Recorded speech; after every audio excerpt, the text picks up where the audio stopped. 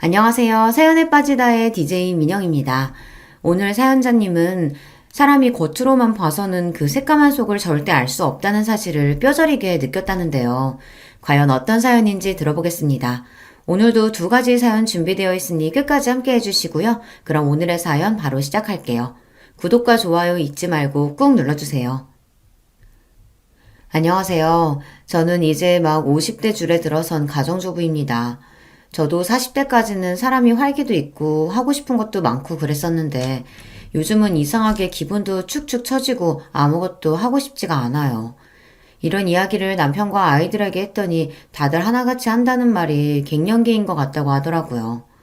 물론 저도 압니다. 제가 갱년기가 오기는 했죠. 하지만 아무리 갱년기라고 한들 단순히 호르몬의 문제라고만 생각하기엔 제 마음이 너무 답답하고 힘들어요. 친구들 추천으로 영양제도 먹어보고 병원에 가서 검사도 이것저것 받아봤는데 영 효과가 없더라고요. 30대, 40대 때에는 애들 키우고 남편 뒷바라지만 하느라 매일 정신없이 살았는데요.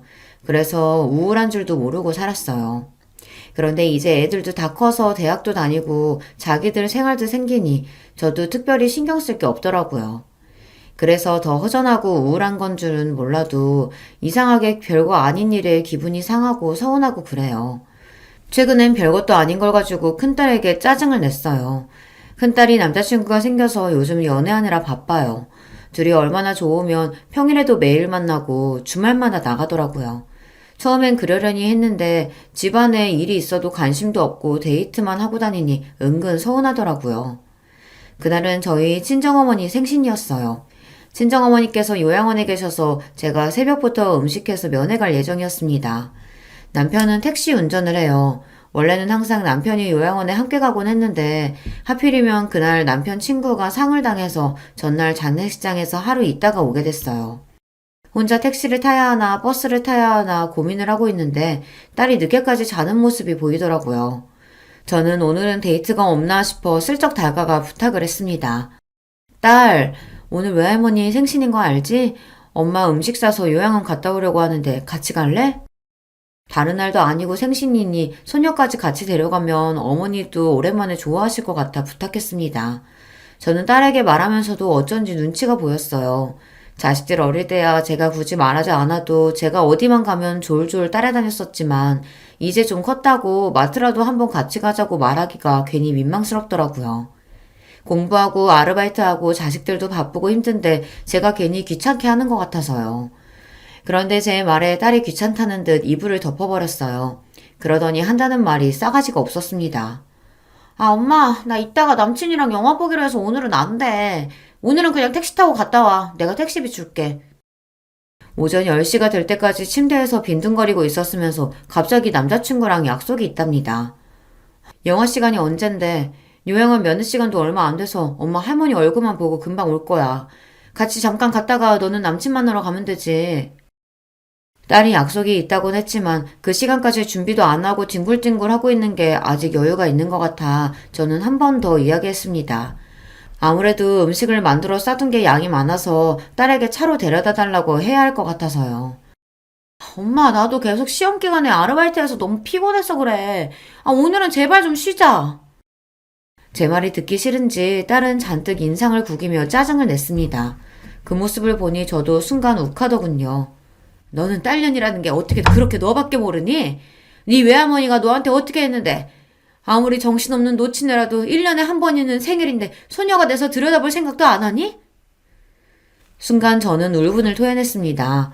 친정어머니가 첫손녀라고 제 딸을 얼마나 예뻐했는지 몰라요. 친정어머니는 평생 시골에서만 사시던 분이었는데 제가 둘째를 낳고 힘들어하니까 큰애를 봐주시겠다고 시골에서 자주 올라오셔서 큰딸을 봐주셨어요. 엄마도 무릎도 안 좋고 허리도 안 좋으면서 손녀 놀아주겠다고 동물원이고 공연장이고 혼자 데리고 다녀주셨습니다. 그렇게 키웠는데 딸년이 1년에 한 번도 할머니를 보러 가지 않겠다고 하니 서운하고 너무 화가 났습니다. 그 순간만큼은 제 속으로 낳은 자식이라도 미웠어요. 아, 왜 또 말을 그렇게 해? 그리고 나만 손녀야? 김희수한테는 말도 안 했으면서 왜 나한테만 그래? 딸려는 또 둘째랑 비교하며 자기한테만 뭐라고 한다고 하네요. 예서는 면허가 없잖아. 저기 식탁 위에 짐 좀 봐라. 엄마가 혼자 힘들게 낑낑 들고 가야 하는데 면허 있는 네가 좀 태워다 주면 안 되니? 결국은 운전해달라는 말이었네. 그러니까 내가 택시비 준다고 택시 타고 가라고 했잖아. 말해봐야 뭐 하겠어요. 자식이라고 많은 것도 아니고 딸랑 둘인데 하나같이 제 속을 알아주는 놈이 없으니 계속 말해봐야 우라통이 더 터졌습니다. 내가 그깟 택시비 없어서 그러냐? 에이그 싸퉁바가지 없는 년. 내가 너한테 뭘 바라냐? 엄마! 별것도 아닌 거 가지고 왜 그렇게 예민하게 굴어? 그리고 나한테 년이라고 좀 욕하지 좀 마. 딸 사춘기 때보다 요즘 들어 딸이랑 훨씬 더 다툽니다. 사춘기 때는 딸이 말도 안 하고 입을 꾹 다물고 있어서 제가 받아주기만 하면 됐었는데요. 제 갱년기는 화를 도저히 참을 수 없어 버럭버럭 내질러야만 화가 누그러드니 가족들하고 안 싸울 수가 없었어요. 이런 이야기를 시댁에서 동서와 함께 나눈 적이 있습니다. 친정어머니 생신날 있었던 이야기를 하면서 제가 갱년기가 오기는 왔는지 자꾸만 욱하게 되고 가족들에게 화를 내게 된다고요. 그래서 별것도 아닌 일에 서운하고 혼자 우울하다고 했습니다. 그러자 가만히 듣고 있던 동서가 기분 나쁘게 실실 웃었어요. 그러게 제가 말씀드렸잖아요. 답답하게 애들하고 남편만 바라보고 사시지 말라고요. 진작 면허도 따고 일도 했으면 지금 자식한테 부탁할 일 없죠. 평생 자식한테 헌신하면 뭐래요? 다들 대가리 크면 자기들이 혼자 큰 줄 알고 부모는 헌신짝처럼 여기는데. 저 보세요. 애 있다고 애한테 얽매이지 않고 자유롭게 살았더니 지금도 저나 애나 각자 알아서 잘만 살잖아요. 동서 말이 틀린 말이 아니라는 건 저도 잘 압니다. 하지만 동서에게 듣고 싶은 말은 그런 현실적인 조언이 아니었어요. 저는 위로가 필요했습니다. 동서야 젊어서부터 돈도 잘 벌었으니까 슈터도 쓰고 학원도 다 보내면서 키워서 그렇지. 우리 집 사정이 동서네랑 어디 같나. 다를 게 뭐가 있어요. 형님도 애 하나만 낳고 작은 직장이라도 다녔으면 지금 그 꼴은 안 당하죠. 그러게 왜 애를 둘이나 낳아서 일을 그만뒀어요? 애들도 엄마가 자기 일하고 돈 벌면 무시 못해요. 자식 때문에 속상해서 하소연 좀 했더니 동서는 단번에 저를 자식에게 무시당하는 엄마로 만들었습니다. 우리 애들이 날 무시해서 그런 게 아니라 이제 다 커서 자기들 생활이 생기니까 그렇다는 거지. 동서도 지연이 커봐. 지금이랑은 달라. 이런 이야기를 하려던 건 아니었는데 동서가 자꾸만 지금까지 살아온 제 삶을 부정하며 나쁘게 이야기를 하니 저도 은근 기분이 상하더라고요. 저는 형님이랑 달라요. 지연이가 크면 자기가 알아서 사는 거지. 제가 신경 쓸 게 뭐 있어요? 저는 지연이가 뭘 하든 간섭 안 할 거예요. 딸 키우는 게 그렇게 쉬운 줄 알아? 요즘 세상이 얼마나 위험한데. 동서도 자기 일만 신경 쓰지 말고 지연이한테 관심도 좀 가져. 한참 사춘기잖아. 동서가 똑똑하고 뭐든 잘하는 걸 알면서도 저는 괜히 자격지심에 아무 말이나 막 했습니다. 동서한테 말해봐야 제가 절대 이길 수 없다는 걸 알면서도 말이죠. 한참 사춘기 맞죠? 근데 우리 지연이는 괜찮아요.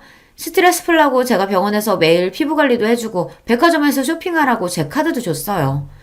형님은 모르시겠지만 요즘 애들은 금융치료라고 해서 부모가 집에서 챙겨주는 것보다 한도 없는 카드 주는 걸 더 좋아하거든요. 그거면 사춘기고 뭐고 그냥 지나가는 거죠 뭐. 제가 이렇게 푼수해요. 동서한테 이런 이야기를 해봐야 제 마음을 이해할 리 없는데 괜한 소리를 해서 또 듣기 싫은 소리를 듣고 말았습니다. 제 동서지만 참 잘났어요. 동서는 피부과 의사입니다. 동서는 저랑 나이가 비슷한데도 결혼하고 5년이 지나서야 애를 낳아 아직 애가 중학생이에요. 의사 시험에 합격하고 나서 아이를 낳겠다고 하는 바람에 시동생이 기다려줬거든요.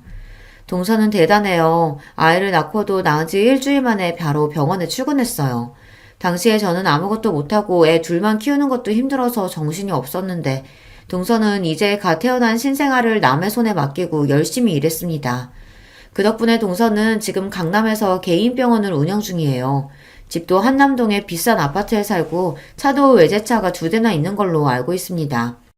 시동생은 약사예요. 현재 동서병원 1층에서 약국을 운영 중입니다. 원래 시동생은 시댁 자랑이었어요. 어릴 때부터 공부도 잘하고 성실해서 동네에서도 유명한 모범생이라 시부모님이 떠받들어 살았었는데요. 본인보다 더 잘나고 똑똑한 아내를 만나는 바람에 어깨를 못 펴고 살고 있어요. 결혼 초에는 시부모님께서 동서를 단단히 잡겠다고 잔소리도 해보고 시집살이도 시켜봤지만 소용없었습니다.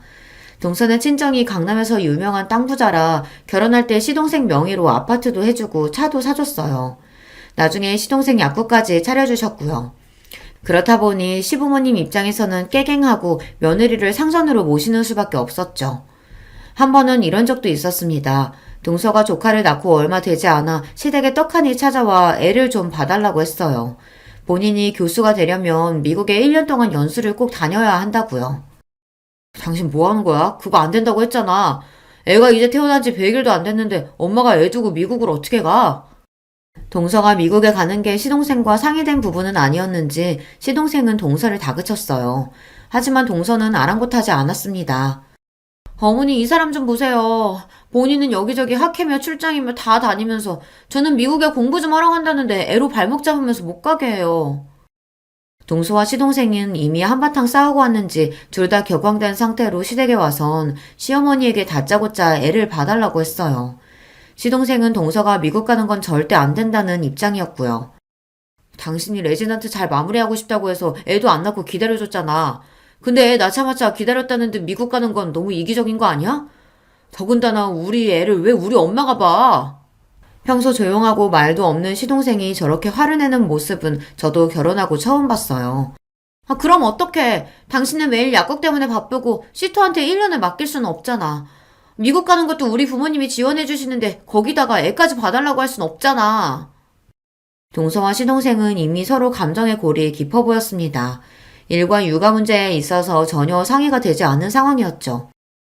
그만 좀 해라. 아휴, 능력 있는 며느리 모시고 살기 힘들다.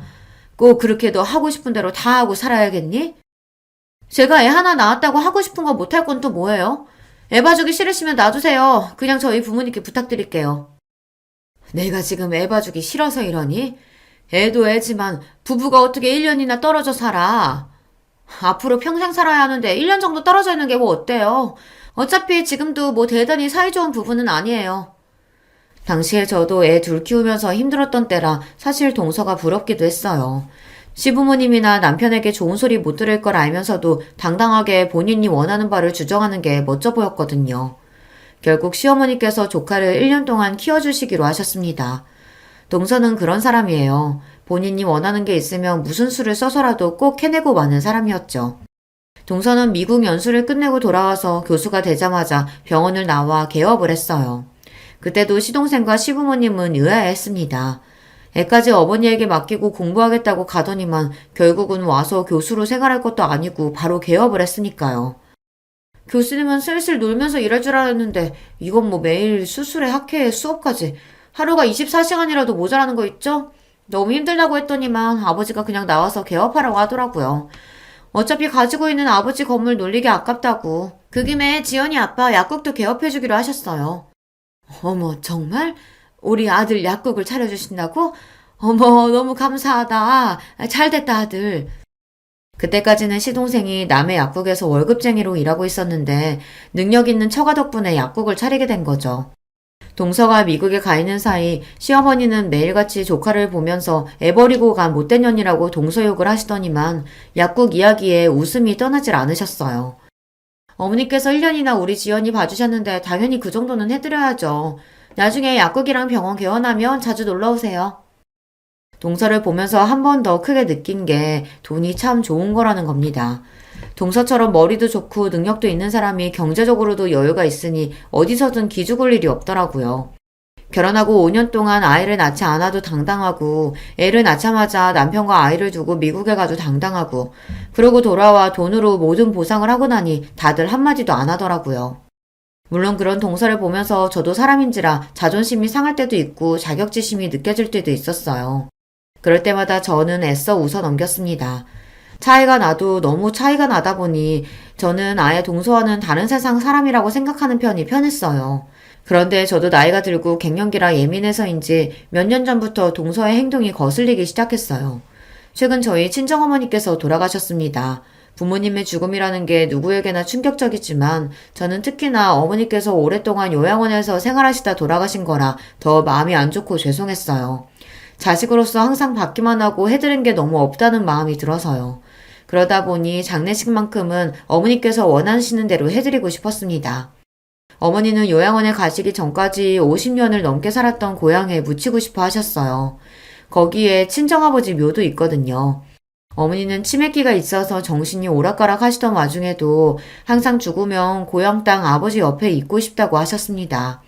저는 그 소원을 들어드리기 위해 장례식도 어머니의 고향에서 진행하고 장지도 아버지 옆자리로 결정했어요. 안 그래도 마음이 좋지 않은 와중에 제 앞에서 동서가 실수를 했습니다.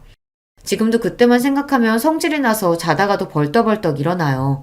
동서가 한 짓이 너무 괘씸해서요. 장례식은 자식이 서울에 살면 서울에서 하는 거 아니에요? 아니 무슨 조무객도 별로 없으시면서 굳이 장례식을 먼 목포까지 와서 해요.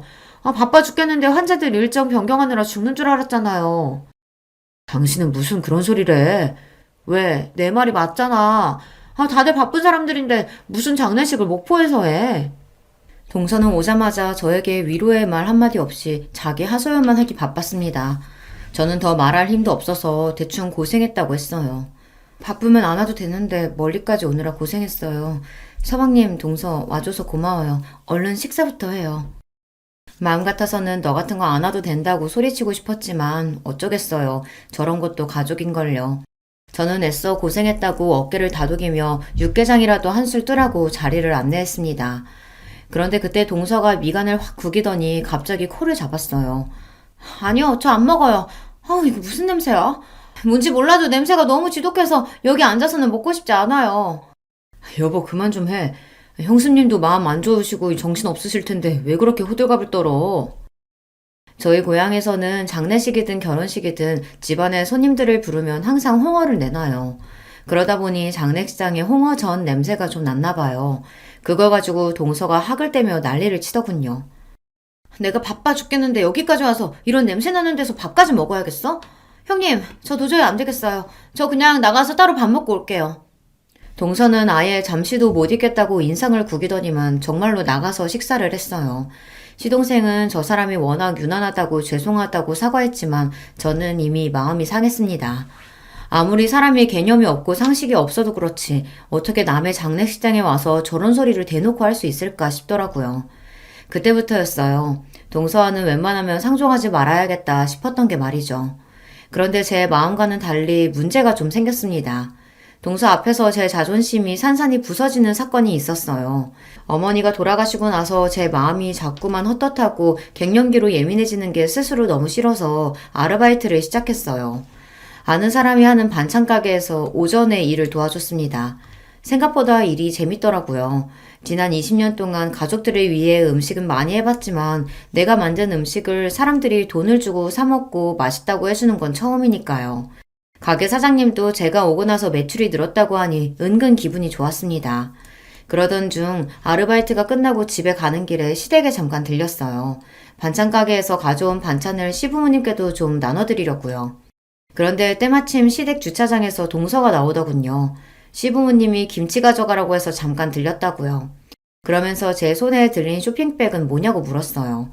저는 어머니 장례식 때 이후로 동서랑은 말도 섞고 싶지 않아 내내 피해 다녔는데 이렇게 딱 마주치고 보니 저도 모르게 당황해서 대충 말을 얼버무렸어요. 시부모님 가져다 드릴 반찬이라고요. 암튼 형님은 가만 보면 어른들한테 참 잘해요. 저는 이렇게 얻어다 먹을 생각만 하지 직접 만들어서 가져드릴 생각은 안 해봤는데 역시 맏며느리감은 정해져 있나 봐요. 동서가 웬일로 제 칭찬을 다 하더군요. 순간 저 여우 같은 년이 웬일인가 싶었습니다. 집에서 만든 건 아니고 내가 얼마 전부터 아는 사장님 가게에서 일해서 남은 거 가지고 온 거야. 괜찮으면 동서도 좀 가져가던지. 동서랑 마주보고 이야기하는 게 괜히 불편해서 반찬 가게에서 일하고 있다고 이야기를 한 건데 순간 제 말에 동서가 눈이 동그래지더니 갑자기 제게 달려오더라고요. 그러더니 한다는 말이 놀라웠어요. 어머, 형님 잘 생각했어요. 아주버님이 혼자 돈 벌어 다니시길래 형님은 도대체 맨날 집에서 놀면서 뭐 하나 싶었는데. 그래요. 형편이 어려우면 사람이 일을 해야죠. 동서의 말에 저는 순간 놀라서 입이 다물어지지 않았습니다. 제 남편이 저도 모르게 돈을 구하러 다닌다네요. 동서, 그게 무슨 소리야? 애들 아빠가 돈을 구하러 다닌다니. 설마 우리 애들 아빠가 동서한테 돈 꺼갔어? 아주버님이 직접 나한테 꺼간 건 아니고 우리 지연 아빠한테 돈 좀 빌려달라고 하셨더라고요. 둘째 대학 등록금이 좀 부족하다고. 동서의 말에 저는 심장이 쿵 하고 떨어지는 것 같았습니다. 제가 얼마 전 남편에게 애들 등록금 이야기를 했을 때 남편은 알겠다고 문제 없다고 했거든요. 저는 그 말만 믿고 정말 그런 줄 알고 넋을 놓고 있었는데 남편 혼자 돈 걱정에 전전긍긍했을 걸 생각하니 가슴이 시큰하더군요. 에이, 근데 우리 지연 아빠 돈이 뭐 그 사람 돈인가요? 사실 다 제 돈이지. 많이 급하신 것 같아서 제가 그냥 드리라고 했어요. 뻔히 형님네 사정 아는데 꺼주긴 뭘 꺼줘요. 어차피 못 받을 돈. 동서는 역시나 참 대단합니다. 같은 말을 해도 사람을 바보로 만드는데 일가견이 있어요. 남편이 저에게 말을 안 했는데 둘째 대학 등록금이 부족해서 시동생에게 빌렸나 봐요. 속마음은 우라통이 터지고 가슴이 찢어지는 것 같았지만 재수없는 동서 앞에서 티를 낼 수가 없었죠. 그런 일이 있었구나. 나는 모르고 있었네. 동서 미안하고 고마워. 그 돈은 내가 금방 갚을게. 아니에요 형님. 내가 꼭 돈 내놔라고 한 것처럼 사람 민망하게 왜 그래요. 우리한테 돈 몇백이 뭐 돈인가요? 정말 괜찮으니까 신경 쓰지 마세요. 아니야 동서. 그 돈 내가 꼭 갚을 거야. 그러니까 괜한 소리 하지 말고 그냥 받아. 동서와 이야기를 나누면 나눌수록 제 감정은 점점 더 격앙되었습니다. 자존심이 너무 상해서요. 형님, 왜 또 정색하고 그러세요? 사람 무섭게. 우리 형님 이제 보니까 자존심 엄청 강하시구나? 알았어요, 알았어. 그 돈 갚으세요. 제가 다 받을게요.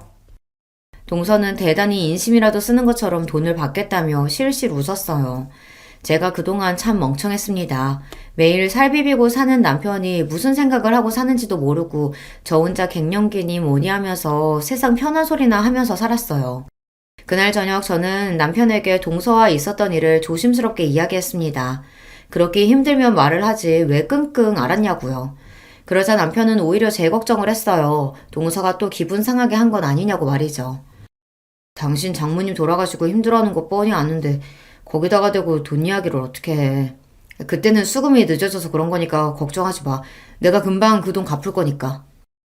남편은 참 착한 사람입니다. 평생 혼자 처자식 먹여 살리느라 고생도 많이 하고 힘든 일도 많았을 텐데 저에게는 항상 괜찮다고 걱정하지 말라고만 합니다. 저는 변하기로 했습니다. 고등학교 졸업하고 서울에 올라와 배운 것도 없이 결혼해서 애들 키우며 사느라 현실에만 안주하고 하루하루 의미 없이 살았었는데 이제는 그러지 않을 거예요. 저는 아르바이트 하던 반찬 가게에서 정직원으로 새벽부터 오후까지 일했습니다. 결혼하고 처음으로 제가 일에 월급을 받아 남편에게 줬어요. 남편은 고생스럽게 왜 일을 하냐고 했지만 저는 괜찮다고 했습니다. 처음 하는 일이지만 즐겁고 재밌다고요. 진심이었습니다. 대단한 일은 아니지만 제가 잘하는 일을 가지고 돈까지 버니 기분도 전보다 훨씬 나아지는 것 같고 딸들과도 마찰이 확실히 줄더라고요. 제일 좋은 건 돈을 버니 마음의 여유가 생겼다는 겁니다. 그리고 약속대로 몇 달 뒤 시동생에게 빌린 돈은 제가 다 갚았어요. 시동생은 갚을 필요 없다고 했지만 그러면 제 마음이 너무 불편하니 꼭 받아달라고 했습니다. 그러던 어느 날이었습니다. 시아버지 팔순이시라 시댁에서 가족들끼리 모여 식사를 하기로 했어요.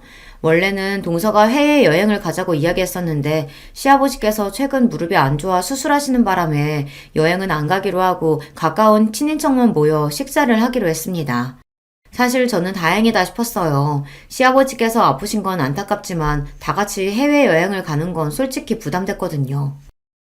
요즘 누가 촌스럽게 집에서 잔치해요. 그냥 해외여행 가요, 어머님. 어머님, 아버님 연세도 있으신데 언제 또 다 같이 여행을 가보겠어요? 이 많은 식구가 한 번에 여행 가려고 하면 비용이 만만치 않을 텐데 해외는 좀 부담스럽고 국내로 한번 알아볼까? 요즘 우리나라도 물가 많이 올라서 국내에서 여행하나 해외로 가나 크게 다르지 않아요. 형님네랑 우리랑 반반씩 내면 되는데 그 정도는 갈 수 있죠. 순간 저는 머리가 복잡했습니다. 시부모님의 우리 식구, 동선의 식구 다 하면 적어도 9명인데 그 식구가 해외에 간다고 하면 도대체 얼마나 들어갈까 계산도 안 됐죠. 제 머릿속이 정신없이 돌아가는 걸 여우 같은 동서가 눈치챘는지 피식 저를 비웃었습니다. 형님, 반씩 내는 것도 부담스러우시면 그냥 저희가 다 낼게요. 그거 얼마나 한다고 티나게 그렇게 놀라고 그래요. 제 표정만 보고 비웃더니만 동서는 본인이 다 내겠다고 했어요. 그러다 시부모님은 됐다고 손사래를 치셨죠. 됐다 됐어. 자식들 힘든데 다 늙어서 해외여행은 무슨 해외여행이야. 젊은 너희들이나 갔다 와. 우리는 안 가도 돼. 형님이 시댁이랑 여행 가는 거 불편한 티 팍팍 내서 아버님 삐지셨잖아요. 아버님 걱정하지 마세요. 둘째 며느리가 비행기 꼭 태워드릴게요. 동서는 꼭 말을 해도 사람을 이상하게 만들면서 이야기했습니다. 꼭 마치 제가 시부모님이랑 여행 가기 싫어하는 것처럼 만들어버리더라고요. 저는 듣다 기분이 나빠서 동서는 무슨 말을 그렇게 하냐고 한마디 하려던 참이었습니다. 그런데 그때 마침 남편이 나서더군요. 아, 그걸 재수씨가 왜 나내요? 내가 장남인데 내도 우리가 내야죠. 우리가 무슨 돈이 있어서 온 식구 해외여행비를 다 낼 수 있겠어요. 남편은 돈도 없으면서 동서랑 시동생 앞에서 괜히 자존심이 상하니 오히려 더 큰 소리를 쳤습니다. 그 모습을 보는데 짜증이 나면서도 애써 꾹 참았어요. 시부모님도 있는 앞에서 괜히 이런저런 이야기를 더 했다가는 분위기가 더 이상해질 것 같아서요. 아니야, 형. 우리야 매번 해외에 자주 나가서 마일리지도 있고 따로 여행 적금 드는 것도 있어서 부담 없어. 우리가 낼게. 시동생 말에 남편이 한마디 더 하려는 걸 제가 슬쩍 허리를 쿡 찔렀습니다. 가만히 있으라고요. 저라고 이러고 싶었겠습니까? 저도 시아버지 팔순에 척척 돈 내고 싶어요. 남편 택시 운전해서 애들 대학도 간신히 보냈는데 저희가 모아놓은 돈이 어디 있겠어요. 그런 와중에 어찌됐든 해외여행은 못 가게 됐으니 은근 다행이다 싶었죠. 저희는 먹고 죽으래야 돈이 없으니 싫어도 동서한테 얹혀서 여행에 따라가야 할 판이었는데 괜히 가서 또 무슨 바보 취급을 당할까 걱정됐거든요.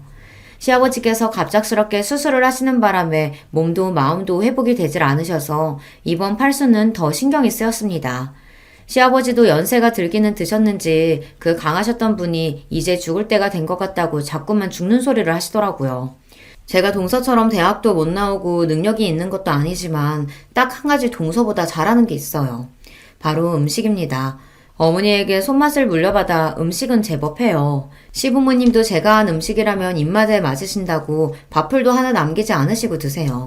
그래서 이번 팔순엔 제 실력을 마음껏 뽐내보기로 했습니다. 해외여행도 가지 못했으니 동서는 분명 두둑한 봉투를 준비할 거예요. 거기에 밀리지 않으려면 평소보다 훨씬 더 막강한 음식들로 준비를 해야겠다 싶었습니다. 이런 생각을 한다는 게 제가 생각해도 유치하긴 해요. 하지만 저처럼 살아보신 분들은 아실 겁니다. 집안의 며느리라고는 저랑 동서 둘뿐인데 여러 면에서 차이가 나다 보니 알게 모르게 시부모님께 비교당하기도 하고 안 그러려고 해도 혼자 자격지심에 쪼그라들기도 해요.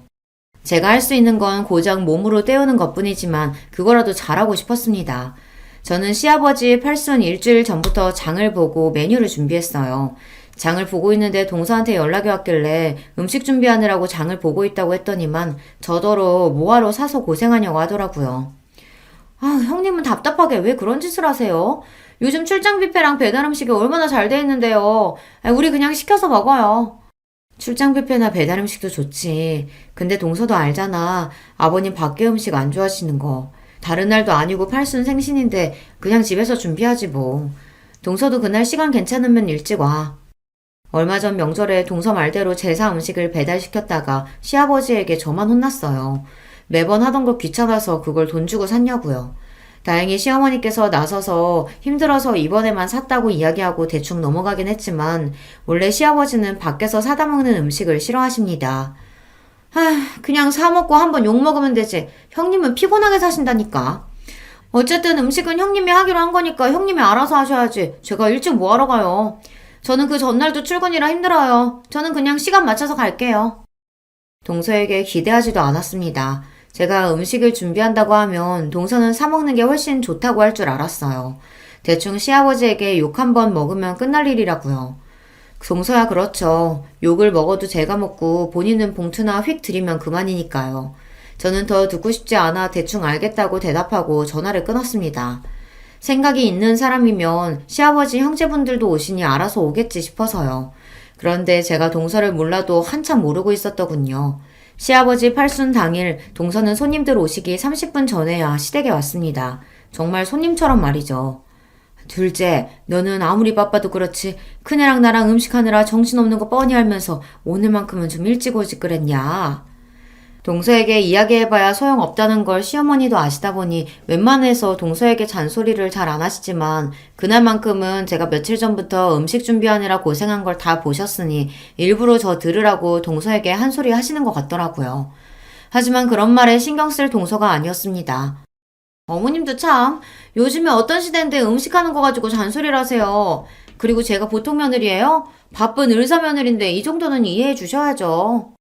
동서는 애교 섞인 목소리로 재수없는 소리를 아무렇지 않게 해댔습니다.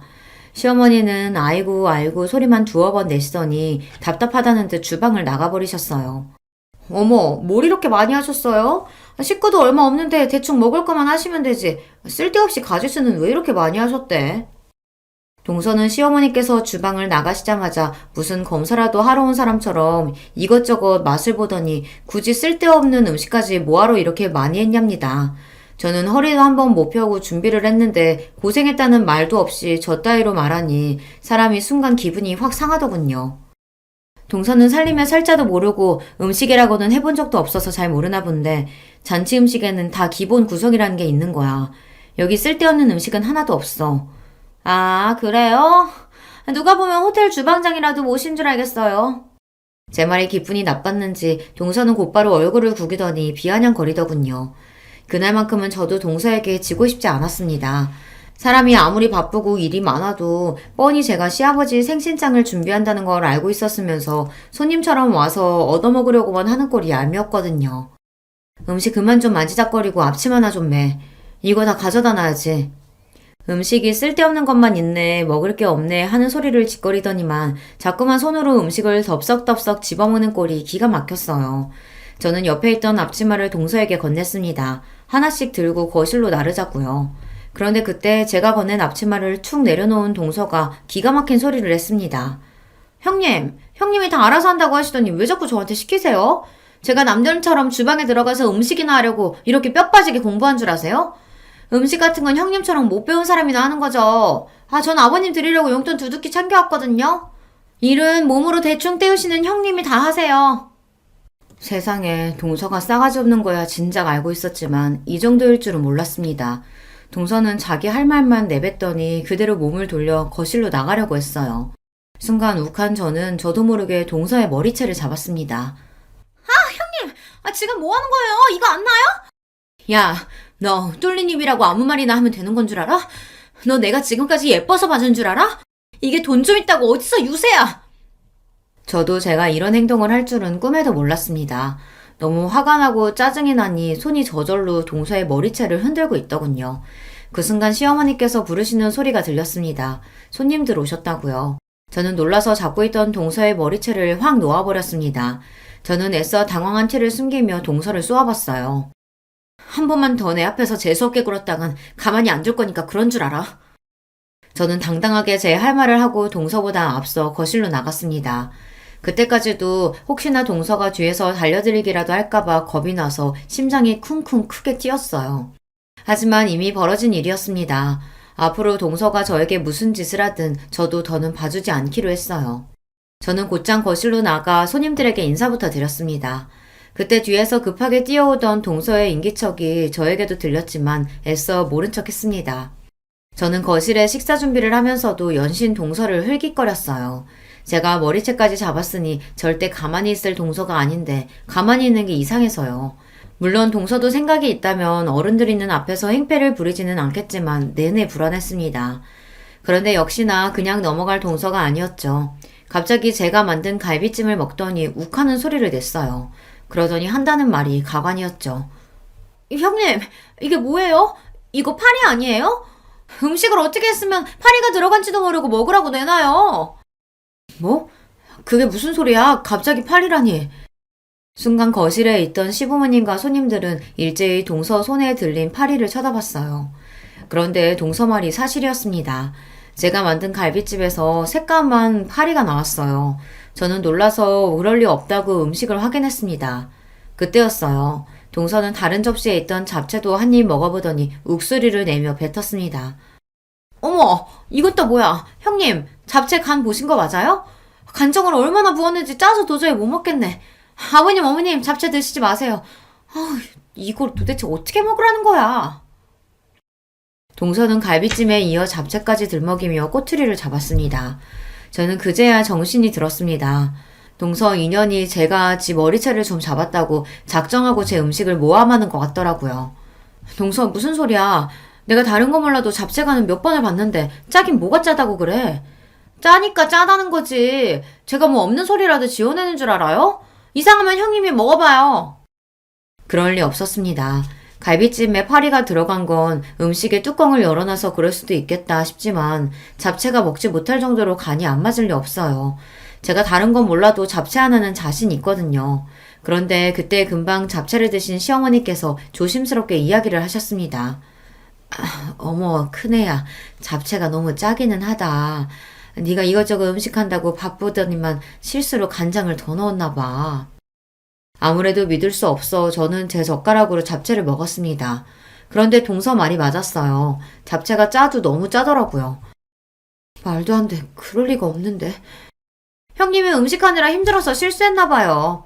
아무리 그래도 이건 심해도 너무 심하다. 입도 못 대겠어요.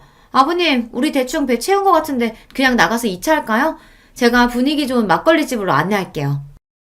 저는 이 상황이 믿기지 않아 순간 말문이 턱하고 막힌 채 멍하니 있었습니다. 재수씨, 아무리 그래도 준비한 음식이 이렇게 많이 남았는데 갑자기 어딜 가요? 아주버님도 음식 드셔보셨으면 아실 거 아니에요. 아버님 팔순이신데 이만 손님들까지 초대했으면 맛있는 걸로 대접해야죠. 아버님, 어머님, 그냥 우리 나가요. 막걸리 먹고 노래방도 가서 놀고 오자고요. 순간 분위기가 이상해지자 시부모님들도 손님들도 제 눈치를 살피셨어요. 저는 이대로 가만히 있으면 안 될 것 같아 정신을 차리고 자리에서 벌떡 일어났습니다. 괜찮아요, 어머님, 아버님. 동서랑 2차 신나게 다녀오세요. 뒷정리는 제가 하고 있을게요. 저도 바보가 아닙니다. 동서가 시부모님을 모시고 나가겠다고 한 순간 분명 이건 동서가 저에게 복수하려고 술을 쓴 거라고 직감했어요. 하지만 시아버지 생신인데 제가 분위기를 망칠 수는 없었죠. 저는 시부모님과 손님들에게 여기는 걱정하지 말고 나가서 신나게 놀다 오시라고 했어요. 시어머니는 끝까지 혼자 이 많은 걸 어떻게 정리하냐고 그냥 두고 같이 나가자고 하셨지만 저는 마음이 내키지 않았습니다. 이대로 동서와 나갔다가는 노래방이 아니라 공터에 나가 한바탕 치고받고 싸워야 할 것 같아서요. 동서와 가족들이 나가자마자 저는 눈물이 왈칵 쏟아지고 말았습니다. 울지 않으려고 안간힘을 쓰며 노력했지만 소용없었어요. 오늘만은 어떻게든 동서를 이기고 싶었는데 결국은 또 동서에게 놀아나고 말았습니다. 여보, 왜 울어? 괜찮아? 저는 괜찮다고 동서와 시동생과 함께 막걸리를 먹고 오라고 보냈는데 남편은 아무래도 제가 신경 쓰였는지 다시 돌아왔어요. 그러다 제가 혼자 바닥에 주저앉아 아이처럼 엉엉 소리를 내며 울고 있는 모습을 보고만 거죠. 울고 있는 제 모습을 보고 놀란 남편이 저를 향해 달려오자 저는 그 모습이 고마워서 또 눈물이 터지고 말았습니다. 여보, 내가 만든 갈비찜에 파리가 들어갔을 리가 없어. 그리고 당신도 알잖아. 내가 만든 잡채가 얼마나 맛있는지. 내가 지금까지 살면서 잡채를 100번도 넘게 만들었는데 거기다가 실수로 간장을 부었을 리 없다고. 이건 분명 동서가 나 엿먹이려고 일부러 그런 거야. 여보, 그게 무슨 말이야?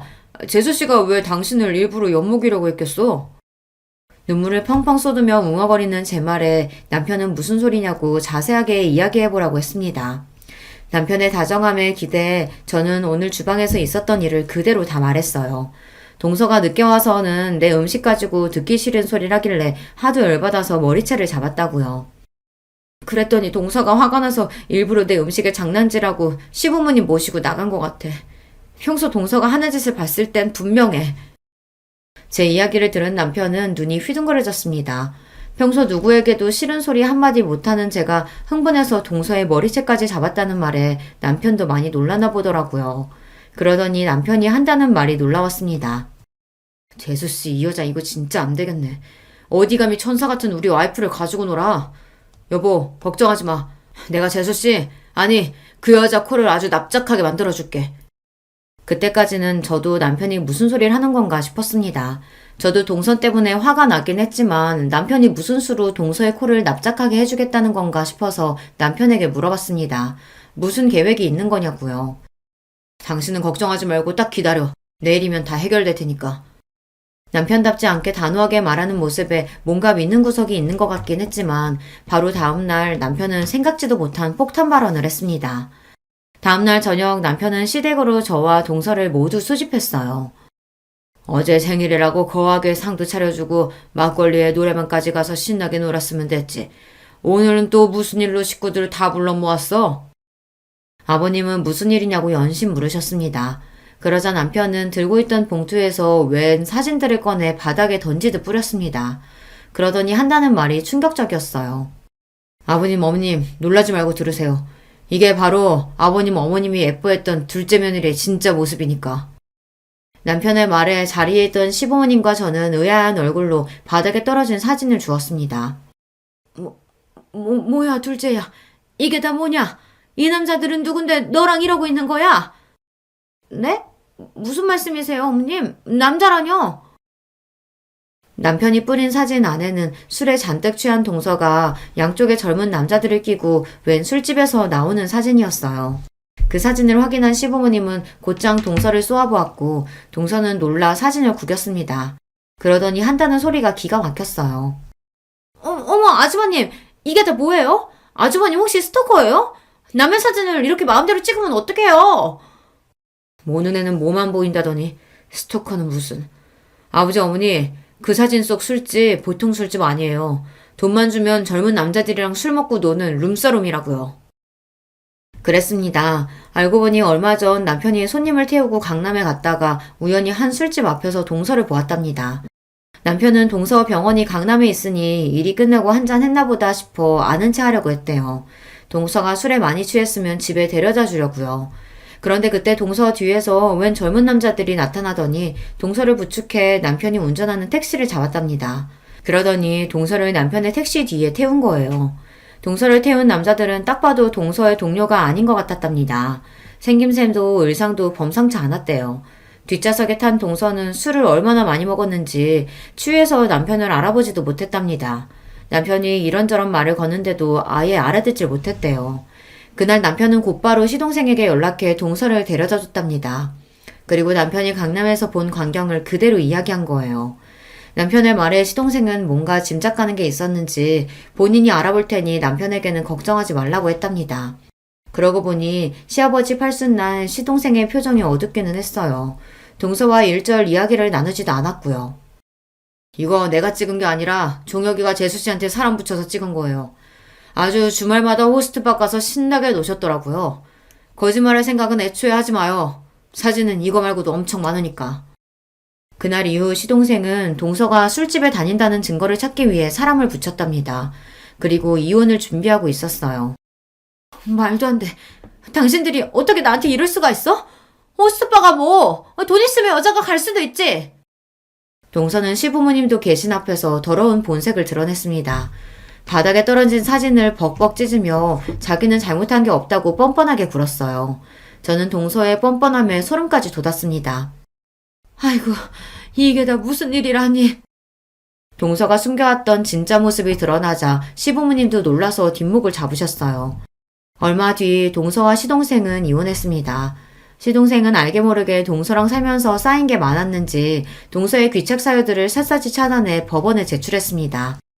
사람이 하나를 보면 열을 안다고 남인 저에게도 그렇게 못되게 굴었는데 남편에게는 오죽했겠어요. 시동생은 정신적 피해 보상에 대한 위자료도 청구했답니다. 양육권 문제로 아직 소송 중이지만 조카가 동서보다는 시동생과 살고 싶어 해서 양육권도 곧 가지고 올 수 있을 것 같아요.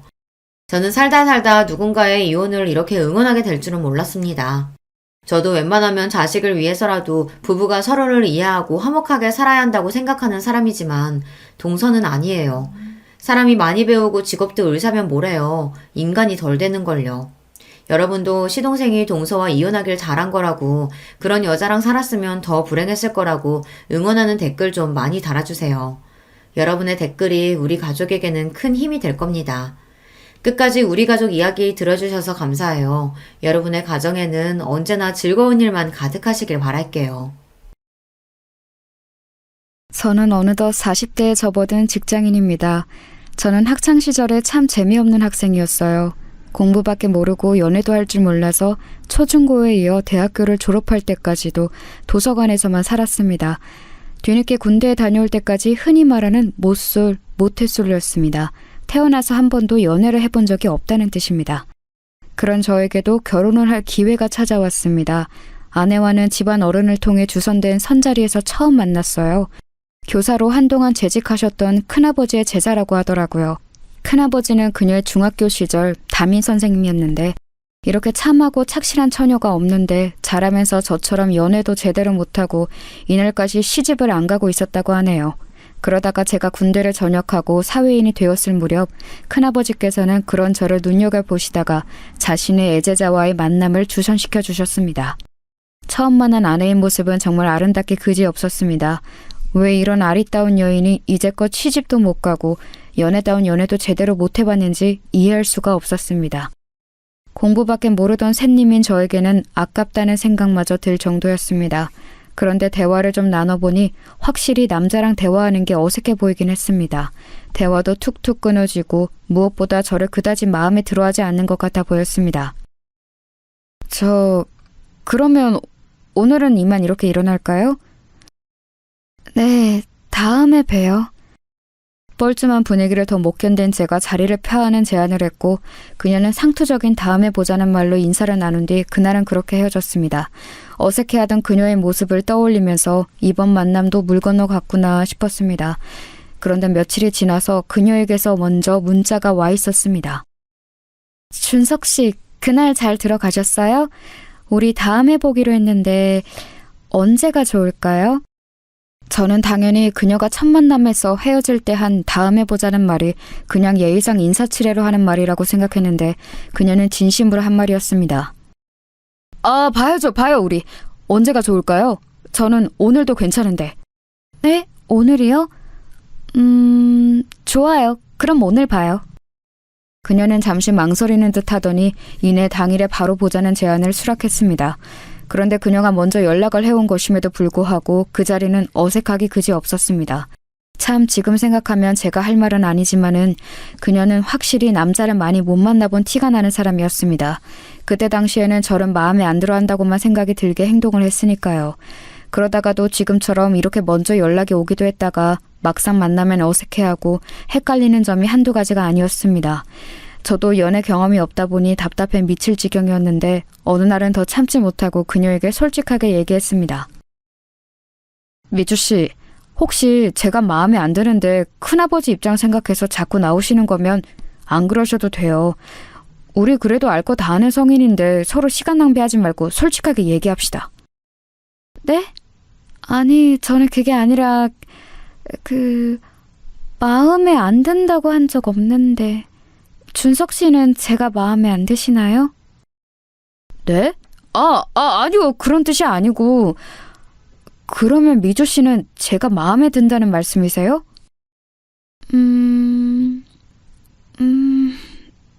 네. 그녀는 몇 차례 쭈뼛거리더니 이윽고 힘겹게 긍정의 대답을 했습니다. 저는 답답한 마음에 이 관계를 빨리 끝내는 게 좋겠다는 생각에 던진 말이었는데 이내 돌아온 아내의 답변이 저를 마음에 들어한다니 살면서 여자 입에서 그런 이야기를 들어본 게 처음이어서 많이 당황스러웠던 기억이 납니다. 저는 미주 씨가 저 마음에 안 들어 하시는 줄 알았어요. 만나서도 말씀도 잘 안 하시고 문자도 단답으로만 대답하시고 그래서 그냥 스승님이신 큰아버지 입장 생각해서 어쩔 수 없이 몇 번 나와주신다고 생각했어요. 아니에요. 아무리 선생님 생각했더라도 그것만으로 이렇게 여러 번 나오지는 않죠. 제가 표현이 조금 서툴러요. 그 부분 조금만 이해해 주세요. 세상에 이렇게 어색하게 서로의 마음을 확인하는 커플이 또 있을까요? 그날 이후부터 못소리였던 어색했던 시작을 뒤로 하고 누가 먼저랄 것도 없이 자연스럽게 마음을 열고 교제를 시작했습니다. 교제 초반에는 아내가 계속해서 어색해하던 모습이 잊혀지지가 않습니다. 만나서 데이트할 때 어색함이 계속되는 것은 물론 떨어져 있을 때도 문자의 답도 잘 안 하고 전화도 잘 안 받을 때가 많았습니다. 하루 종일 연락이 안 될 때면 불안하기도 했습니다. 서로의 마음을 확인했는데도 이렇게 계속 저를 어색해하고 불편해하는 모습이 계속되길래 저는 그녀를 진지하게 앉혀놓고 이야기했습니다. 미주야, 나는 아직도 미주 마음이 헷갈려. 분명히 내가 마음에 든다고도 했고 그래서 교제도 시작한 건데 남자친구인 나를 불편해하고 어색해하니까 진짜 나를 좋아하긴 하는 건지 계속 만나고 싶은 마음은 있는 건지 잘 모르겠어. 당연히 좋아하지. 아니, 그 이상일 거야. 근데 오빠, 나 사실 말 못한 얘기가 있어. 내가 이렇게 사람 대하는 거 어색해하고 심지어는 남자친구한테까지 이러는 거 다 이유가 있어. 괜찮으면 들어줄 수 있어. 그녀는 무언가 상기된 채로 어렵게 말을 꺼냈습니다. 응, 뭔데? 말해봐. 다 얘기해봐. 그게 사실 나는 어린 시절 안 좋은 기억을 가지고 있어. 왕따를 당했었는데 그게 내 인생의 발목을 잡는 커다란 사건이 되어버렸어. 그 기억 때문에 오랫동안 고통받으면서 살았고 그걸 극복하기 위해 정말 눈물나게 노력했어. 정신과의 도움도 오랫동안 받았고 오랫동안 이어오던 약물 치료도 지금이 되어서야 조금씩 끊고 있어. 내가 사람들 대하는데 어색해하고 특히 오빠를 대하는 데 있어서 더 그러는 거. 사실 사람에게 상처받았던 내 마음이 또 상처받지 않을까 두려워서 그러는 거야. 너무나 충격적인 이야기였습니다. 이렇게 천사 같은 여자가 그런 아픈 기억을 안고 있었다니요. 그녀는 점점 눈시울이 붉어지면서 계속 이야기를 이어나갔습니다. 사실 오빠도 너무너무 좋은데, 아니 사랑한다고 하는 말이 더 맞을 거야. 그런데 오빠를 사랑하면 더할 사랑할수록 오빠도 나한테 상처 줬던 사람들처럼 나를 떠나가 버릴까봐 무서워. 그러다 보면 선뜻 다가서지 못하겠어. 오빠가 나를 버린다고 생각하면 너무 슬퍼서 못 견딜 것 같거든. 그게 무슨 소리야, 미주야. 내가 널 왜 버려. 너처럼 세상에서 제일 예쁘고 착한 여자를. 그랬구나. 그런 줄도 모르고 난 계속해서 밀어내는 미주를 원망만 했어. 미주야, 나는 어떤 일이 있어도 네 곁에 이렇게 있을 거야. 걱정하지 마. 저는 그녀를 꼭 안아주면서 언제까지고 곁에 있을 거라며 위로했고 그녀는 끝내 크게 울음을 터뜨렸습니다. 그날 이후로 그녀는 제게 더욱더 마음을 열게 되었고 그 특유의 어색함이 잘 없어지지는 않았지만 그래도 그녀 입장에서 많이 노력하면서 관계를 이어나갔습니다. 그렇게 2년여의 교제 끝에 저희는 결혼을 하게 되었습니다. 미주야, 아니 여보, 이제부터 죽을 때까지 우리는 부부야. 부부로서 남은 인생 행복하게 살자. 고마워. 오빠 정말 고마워. 아내는 결혼식 날 눈물을 정말 많이 흘렸습니다. 자신의 인생이 이렇게 기쁘고 행복한 날이 올 것이라고 기대하지 않았다고 합니다.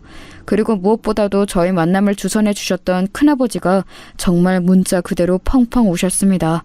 모르는 사람들이 봤으면 큰아버지가 아내의 친아버지일 거라고 생각했을 거예요. 이 정도로 아내와 큰아버지가 각별한 사제지간인 줄 그날 다시금 새롭게 느꼈습니다. 저는 아내의 지난 모든 상처를 다 덮어주고 다 깨끗이 치유해주고 싶었습니다. 할 수만 있다면 아내를 괴롭힌 사람들을 찾아다가 법에 무서운 철퇴를 가하고 싶었습니다. 지금이라도 늦지 않았으니 그렇게 해보자고 아내에게 슬며시 몇 번 제안해보았지만 아내는 또 다른 보복이 무섭다며 늘 거절했습니다. 저도 아내가 두려워하는 바가 무엇인지 알기에 더는 강요하지 않았습니다. 아내의 힘들었던 과거와는 반대로 저희 부부의 결혼 생활은 행복 그 자체였습니다. 아내는 결혼을 하니까 연애할 때보다 훨씬 더 헌신적으로 변했습니다. 한 번 세상에 상처를 받았던 사람이다 보니까 세상에든 저에게든 완전히 마음을 열지 못하다가 결혼이라는 울타리 안에서 부부가 되고 나니까 저를 일생의 사랑으로 받아들인 것 같았습니다. 그렇게 제게 완전히 마음을 연 아내 덕분에 하루하루가 행복했습니다. 매일 새벽같이 일어나서 정성스러운 도시락을 차려주었고 저녁에 퇴근하고 돌아오면 언제나 칠첩 반상이 차려져 있었습니다. 항상 저의 와이셔츠는 주름이 없이 빳빳하게 펴져 있었고 출장이라도 가는 날에는 캐리어 안에 속옷부터 양말, 겉옷까지 완벽하게 깔끔하게 정리가 되어 있었습니다. 모두 아내가 준비해준 것이지요. 저는 정말로 이런 호사를 누려도 되나 싶었습니다. 직장 동료들도 늘 정성스럽게 차려진 제 도시락을 보면서 부러워했고 장가 가더니 사람이 더 깔끔해졌다며 칭찬했습니다. 현모양처라는 말이 더 이상 시대에 맞지 않는 말이 되어가는 요즘이지만 제 아내는 문자 그대로 현모양처 그 자체였습니다.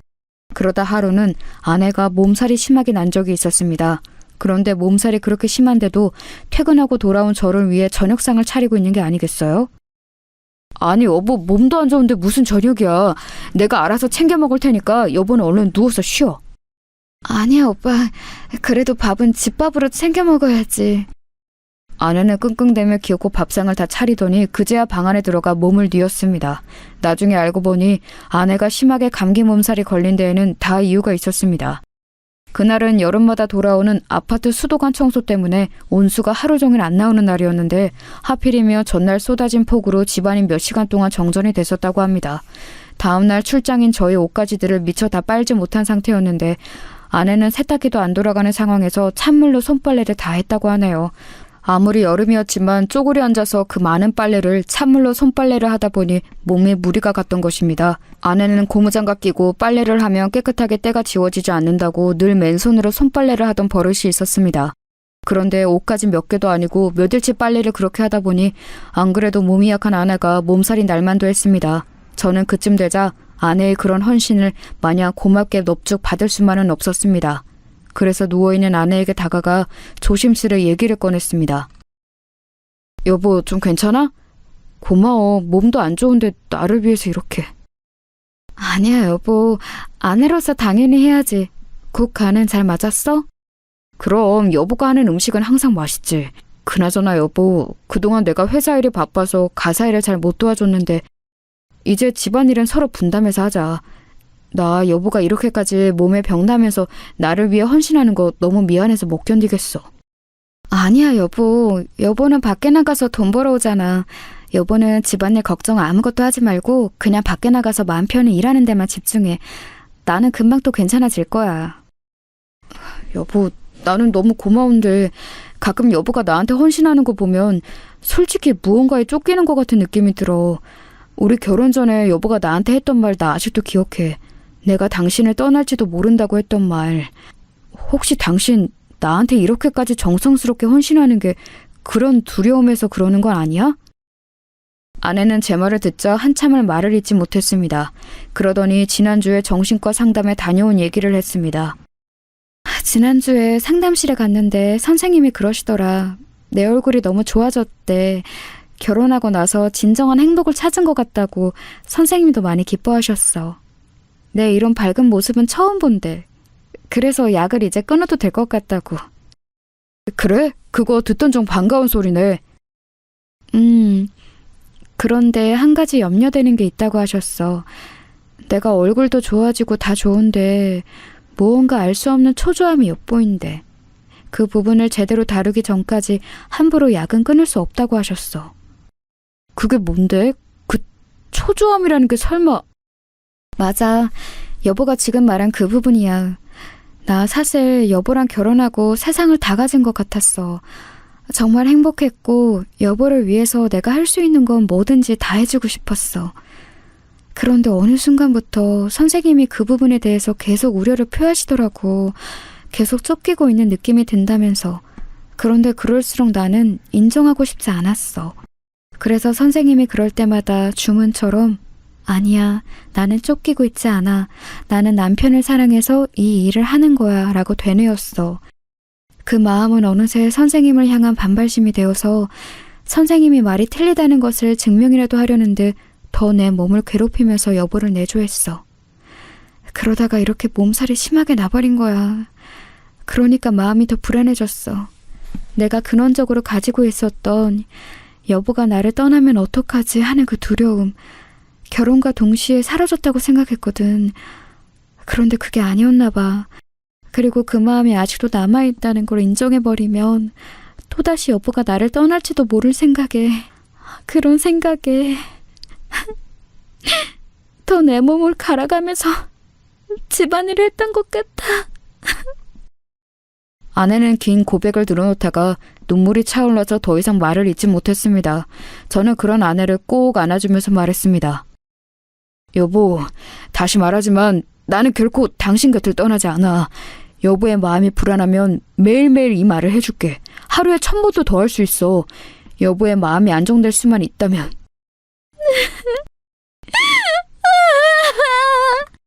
저는 가슴이 찢어질 듯 아팠습니다.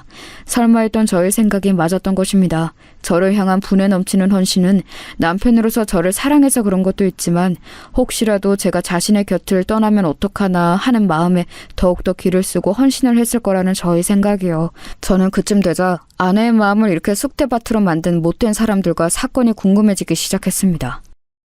여보, 괜찮다면 여보 학창시절 이야기 좀 해줄 수 있어? 불편하면 하지 않아도 돼. 그런데 당신을 좀 더 알고 싶고 이해하고 싶어. 아내는 잠시 고민을 깊게 하더니 제게 말했습니다. 그래. 이제 이야기할 때도 된 것 같네. 길고 지루한 이야기가 되겠지만 들어줘. 아내는 그렇게 오랫동안 꺼내지 않았던 학창시절 이야기를 꺼냈습니다. 아내는 어릴 적에 무척 밝고 명랑한 소녀였습니다. 지금의 수줍고 숫기 없는 모습과는 대조되게 오히려 말량광이에 가까웠다고 합니다. 그렇게 밝고 티 없이 맑았던 아내의 인생은 중학교에 올라가면서 완전히 뒤바뀌게 됩니다. 바로 서두에 말씀드렸던 왕따를 당하게 된 사건 때문인데요. 그 시작은 이랬습니다. 아내가 중학교 2학년이 되었을 무렵의 일입니다. 아내에게는 아주 어릴 적부터 동네에서 친했던 친구 희진이가 있었는데요. 희진이와는 중학교 2학년에 올라가면서 같은 반이 되었습니다. 그동안 동네에서 친하게 지내기는 했지만 학교에서는 같은 반이 된 적이 없었는데 이번에 같은 반이 되면서 둘은 서로 뛸 듯이 기뻐했다고 하네요. 희진이는 누가 봐도 정말 예쁘게 생겨서 여학생들의 부러움과 남학생들의 인기를 한 몸에 받는 학생이었대요. 그런 희진이와 친했던 아내였기에 아내 옆에도 친구들이 북적북적했다고 합니다. 그러던 어느 날 희진이가 안 좋은 사건에 휘말리게 되었어요. 중학교 3학년 선배 중에 일진이었던 오빠가 이 희진이를 좋아하게 된 겁니다. 뭐 사람이 사람 좋아하는 일이야 흔히 있을 수 있는 일이지만 이 일진 오빠의 접근 방식이 상당히 불량했다고 합니다. 야, 박희진, 너 학교 끝나고 뭐하냐? 나랑 오토바이 타고 한강 놀러 갈래? 네?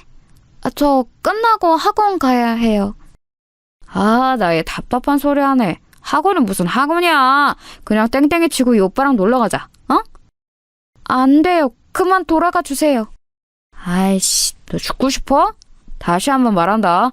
끝나고 정문 앞으로 안 나오면 너 죽을 줄 알아. 희진이는 협박에 가까운 일진 오빠의 접근이 너무나 무서워서 그날 방과 후에 후문으로 도망갔다고 합니다. 다음 날이 되자 쉬는 시간에 그 일진 오빠는 다시 저희 반에 찾아와서 문을 쾅 열며 희진이를 협박했습니다. 야, 네가 나를 바람 맞춰? 너 진짜 죽고 싶어? 왜 이러세요? 싫다는데 왜 자꾸 그러시냐고요? 어쭈? 앙칼지게구네? 야, 너 한 번만 더 바람 맞추면. 야, 박성호, 너 뭐하냐 지금? 금방이라도 희진이를 한 대 칠 것 같은 일진 오빠를 제지하고 나선 것은 다름 아닌 같은 반의 민지연이었습니다. 너 지금 나 놔두고 바람 펴? 이 나쁜 새끼야? 아, 나 또 인연이 귀찮게 하네. 야, 너 너랑 나랑 언제 사귀었냐? 바람은 무슨 얼어 죽을 바람. 당장 꺼져. 이 오빠 지금 작업 중이니까. 야, 이 나쁜 새끼야. 그럼 나한테 했던 건 뭔데? 민지연은 손바닥으로 일진 오빠의 등짝을 마구 때리며 울었다고 합니다. 아, 나 이게 진짜 죽을라고. 일진 오빠가 제지하며 소리를 지르는 순간 담임 선생님의 목소리가 들렸습니다. 뒤에 더 자세하게 설명하겠지만 이 담임 선생님이 저희 큰아버지이십니다. 야, 거기 너네 뭐야? 3학년이 여기는 왜 와 있어? 수업 좀 쳤으니까 얼른 돌아가. 아이씨, 야 민지연, 너 두고 보자. 아, 이쁜이, 다음 시간에 또 올게. 일진 오빠는 돌아가는 와중에도 희진에게 찝쩍대는 것을 멈추지 않았습니다. 그런데 진짜 큰 사건은 그때부터 시작되었습니다. 그날부터 지연이는 대놓고 희진이를 괴롭히기 시작했습니다. 민지연이 진짜 그 일진 오빠랑 사귀었던 건지 어떻던 건지는 모르겠지만 분명한 건 지연이가 그 일진 오빠를 좋아하고 있었고 그런 일진 오빠가 희진에게 찝쩍대니까 배알이 꼴렸던 것입니다. 문제는 지연이란 아이의 위치였습니다. 민지연 역시 학교의 일진이었는데 거기서만 그쳤어도 좋으련만 그 아이는 무려 학교 이사장님의 딸이었습니다. 이사장님의 후광을 등에 업고 천방지축으로 날뛰던 학교에서 알아주던 양아치라 선생님들도 함부로 손을 못 대던 학생이었던 것입니다. 그런 민지연의 희진이를 향한 괴롭힘이 시작되는 순간이었습니다. 처음에는 볼 때마다 어깨로 툭 치고 가는 것은 물론 수업 시간에 뒤에서 지우개 가루를 던지며 희진이를 괴롭혔습니다. 같이 다니는 일진 무리는 그런 광경을 보며 킥킥대며 좋아했는데 아내의 눈에 비친 그들의 모습은 정말 악마 같았다고 합니다. 처음에는 그렇게 비교적 가벼운 시비로 희진이를 괴롭히더니 하루는 정말 못된 짓을 저질렀습니다. 수업 중에 치고 책장 서랍에서 교과서를 꺼내려던 희진이가 기겁을 하며 소리쳤습니다. 왜 그래 희진아? 무슨 일이야? 책상 안에 쥐가 손발을 벌벌 떠며 희진이가 가리킨 책상 서랍에는 죽은 쥐가 피 묻은 채로 들어있었습니다. 그것을 본 반 학생들은 아연실색하며 소리를 지르고 난리도 아니었습니다. 그런 광경을 보면서 민지연은 자신의 일진 친구들과 함께 뒤에서 킥킥대며 웃고 있었습니다. 누가 이런 장난을 쳤어? 누구야? 당장 안 나와? 담임이셨던 큰아버지는 정말로 크게 화가 나서 범인을 색출하려는데 민지연이 뒤에서 킥킥대던 걸 멈추더니 이렇게 얘기하는 거였습니다. 선생님, 그거 쥐가 아니고요. 박희진이 임신해서 애 떼놓은 거래요. 뭐야? 너 이 자식 일로 당장 나와! 화가 머리끝까지 난 큰아버지는 민지연을 앞으로 불러세우는데 민지연은 조금의 반성의 태도도 보이지 않더랍니다. 왜요? 뭐, 어떻게 하려고? 너 이 자식 당장 교무실로 따라와! 큰아버지는 민지연의 손목을 잡고 교무실로 끌고 가려는데 민지연이 쌩쇼를 시작하더랍니다. 교사가 학생 못 만진다. 성추행이에요. 담임이 자기 학생 성추행이에요. 그 목소리가 어찌나 크던지 교실이 쩌렁쩌렁 울리더랍니다. 큰아버지가 잠시 당황해서 멈칫하던 사이 가만히 있던 아내가 등장했습니다. 야, 민지영, 그만해. 쪽팔리지도 않냐? 이거 다 너가 저지른 짓이잖아. 너가 희진이 대놓고 괴롭히는 거 여기 모르는 사람 있어? 어디서 일진 양아치한테 차이고 와서 엄한 화풀이야. 뭐? 넌 또 뭐야? 찌그레기 같은 게 죽고 싶어? 선생님, 그동안 민지연이 희진을 엄청 괴롭혔어요. 희진이가 보복당할까봐 선생님한테 말씀 못 드리고 있었는데 저 쥐도 분명히 민지연이 저지른 짓이에요. 전현이 미쳤나? 야, 증거 있어? 증거 있냐고! 야, 민지연, 너 이게 사실이야? 이거 사실이면 너 큰일 날 각오하고 있어라. 선생님이 뭘 어떻게 할 건데요? 마음대로 해보세요. 그렇게 난장판이 된 교실은 아수라장이 됐고 큰아버지는 그 길로 교무실로 달려가 이 일을 선생님들께 알리고 머지않아 학폭위원회가 열렸습니다. 큰아버지가 그동안 민지연이 희진이를 괴롭혔다는 증거를 모아서 위원회에 제출했는데 위원들의 반응이 심상치 않았습니다. 김상호 선생? 그러니까 민지연 학생이 저질렀다는 이 학폭이 증거는 없고 다른 학생들의 증언뿐이라는 것이죠? 그 학생들은 지금 어디 있죠? 네, 증언을 해주기 위해서 지금 옆방에서 기다리고 있습니다. 애들아, 어서 들어. 아니, 왜 미주 너밖에... 그랬습니다. 처음 충격적인 쥐사건을 마주한 같은 반 학생들은 놀라는 마음에 처음에 큰아버지의 움직임에 동조를 해주었으나 학교 이사장의 딸이자 일진이라는 막강한 파워를 가진 민지연이 무서워 학폭위원회 당일이 되자 모두 꼬리를 내뺀 것이었습니다. 결국 남은 건 희진이의 절친인 아내뿐이었지요. 한 명뿐인 건가요? 이러면 곤란한데... 그리고 죽은 쥐를 희진 학생의 책상에 지연 학생이 넣었다는 증거나 증인이 있나요? 아니요. 하지만 정황상 지연 학생이 그랬다는 게 확실합니다. 김상호 선생, 지금 무슨 큰일 날 소리 하는 거예요? 정황만 가지고 억울한 학생에게 그런 끔찍한 누명을 더 씌우는 게요? 오히려 무고죄로 김 선생이 징계를 받아야 마땅하겠구만. 네? 아니 그게 무슨... 자... 본위원회는 최종 심의 결과를 발표하겠습니다. 민지연 학생에게 씌워진 학교 폭력에 관한 모든 혐의는 증거 불충분으로 혐의가 없는 것으로 밝혀졌습니다.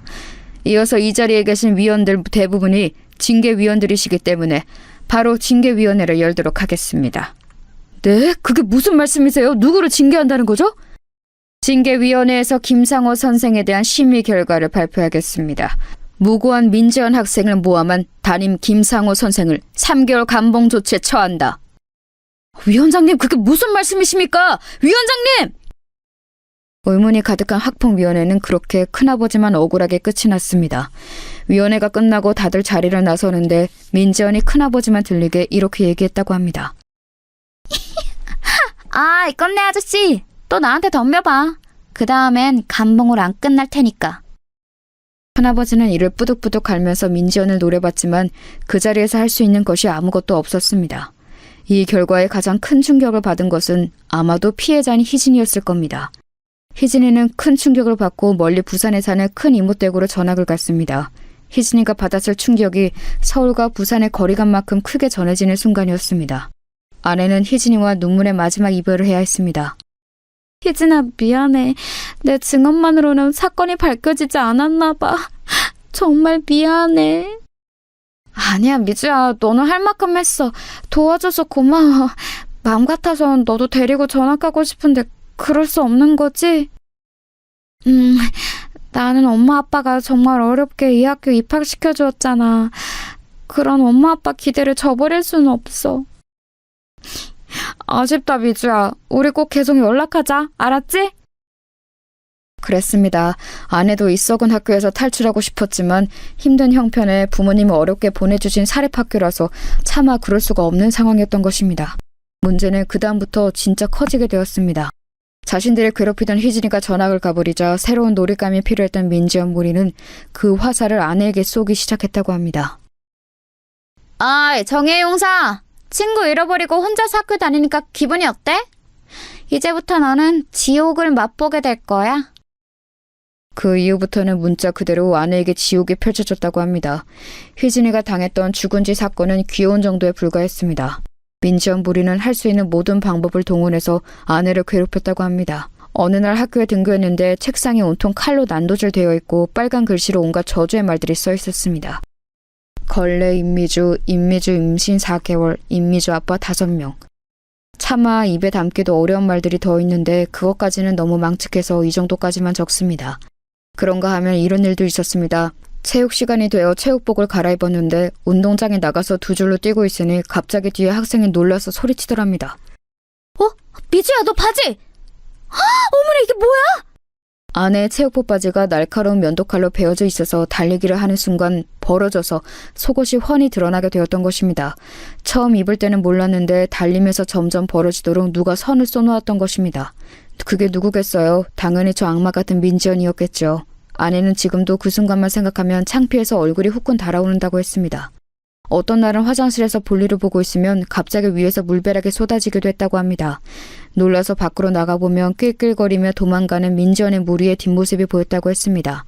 이외에도 민지연은 입에 담지도 못할 잔인하고 망측한 일들로 아내를 괴롭혔는데 아직까지 정신이 온전히 붙어있는 것이 대단하다고 여겨질 정도였습니다. 참다 못한 아내는 이번에는 모든 증거를 모아 큰아버지에게 제출을 했고 큰아버지는 다시 용기를 내어 다시 학폭위원회를 신청했습니다. 그렇게 열린 학폭위원회 날. 김상호 선생, 또 같은 선생의 같은 학생. 이번에는 피해자만 바뀌었네요. 네, 위원장님. 이번에는 증거가 명백하게 있습니다.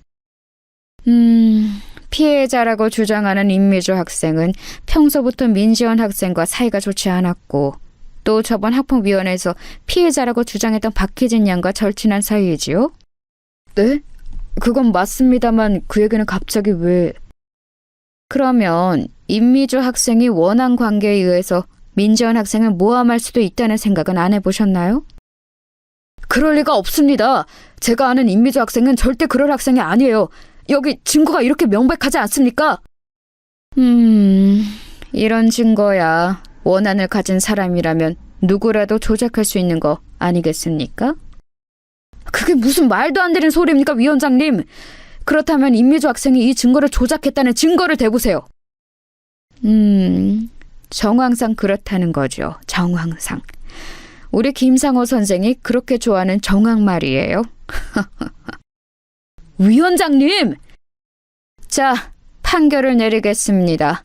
민지연 학생이 임미주 학생을 주도적으로 따돌리고 괴롭혔다는 증거가 명확치 않으므로 민지연 학생에 대한 학교폭력 혐의는 혐의 없음으로 결론 내린다. 자, 그럼 역시 이번에도 바로 징계위원회를 열어볼까요? 또 시작입니까, 위원장님? 민지연 학생을 재차 무고한 김상호 선생에게 3개월 무국정지 처분을 내린다. 위원장님, 정말 너무한 것 아닙니까? 분노에 가득 찬 큰아버지의 외침 뒤로 악마 같은 민지연의 조롱만 다시 돌아올 뿐이었습니다. 꼰대 아저씨, 아무리 애써보라니까 마지막에 누가 없나? 도저히 이길 수 없는 싸움이었습니다. 명확한 증거를 댄다 해도 이사장이 끈앞풀이었던 학폭위원회와 징계위원회는 눈 하나 깜짝하지 않았습니다. 큰아버지는 결국 눈물을 흘리며 아내에게 말했습니다. 배주야, 미안하다. 정말 미안해. 이 선생님이 힘이 없어서 너에게 이런 몹쓸 일을 겪게 하는구나. 아니에요, 선생님. 선생님 잘못 아니에요. 울지 마세요. 미주야, 선생님 징계받고 돌아올 때까지 꿋꿋이 잘 버텨야 한다. 다음에 올 때는 꼭 선생님이 그 못된 녀석들 벌받게 해줄게. 감사해요, 선생님.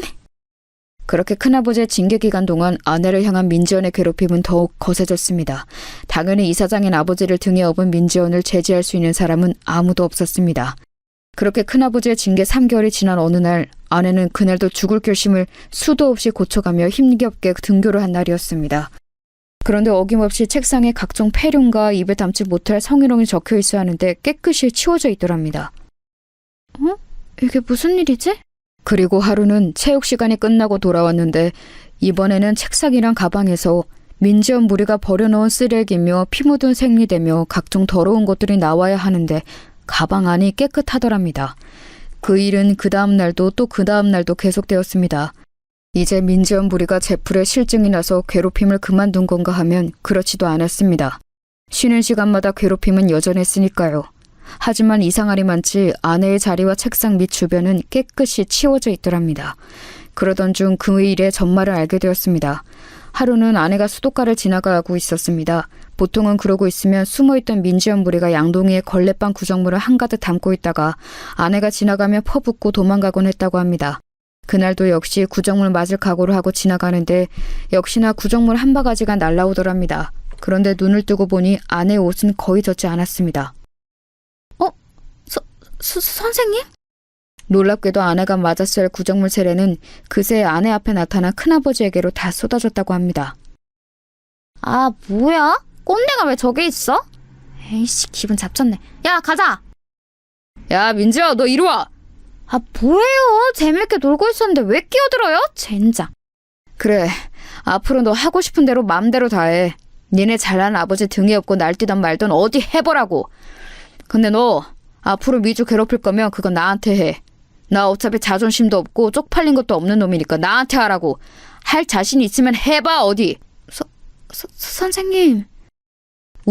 뭐야. 영혼 납셨네. 그런다고 내가 안 할 줄 알고? 못할 것도 없지. 두고 봐라.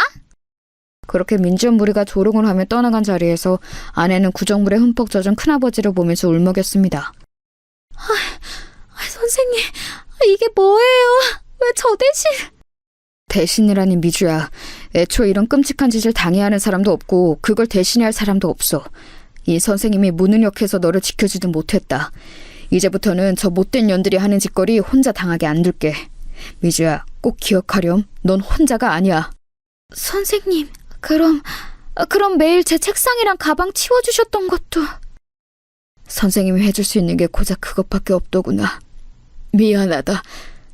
미안하다, 정말. 선생님, 정말 감사해요. 정말 감사해요. 그날 이후로 큰아버지는 쉬는 시간마다 아내를 지켜주러 나타나셨습니다. 아내의 책상과 주변은 항상 깨끗하게 정리가 되어 있었고 아내에게 향했을 분필, 칠판 지우개, 쓰레기더미, 각종 오물 등은 큰아버지가 대신 맡아주셨습니다. 그 모습을 계속 보던 민지연은 짜증을 내며 말했습니다. 아, 저 꼰대 뭔데 자꾸 나타나. 어이, 아저씨, 그런다고 멋있는 줄 알아요? 민지연, 누가 얘기나 끝까지 해보자. 아, 재미없어. 아우, 저 꼰대. 아빠한테 말해서 잘라달라고 해야지. 그렇게 큰아버지의 눈물겨운 노력으로 민지연은 제풀에 지쳐 슬금슬금 괴롭힘의 빈도가 줄어들었고 아내의 이 끔찍한 상황을 뒤늦게 전해들은 장인 장모님은 뒤늦게 아내의 전학을 결정했습니다. 그때가 중학교 3학년 1학기를 마칠 때쯤이었으니 1년여의 괴롭힘 동안 아내는 정말 잘 버텨냈습니다. 여기까지 듣는데 저는 눈물이 앞을 가려서 말을 잇지 못했습니다. 여보, 아니 어떻게 그런 끔찍한 일을... 아니야 여보, 다 김상호 선생님이 계셨기 때문에 이겨낼 수 있었어. 정말 다시 겪고 싶지 않은 순간이지만 상호쌤 때문에 버틴 거야. 진짜 상호쌤은 나한테 진짜 은인이야. 이렇게 완벽한 남편까지 선물해 주셨잖아.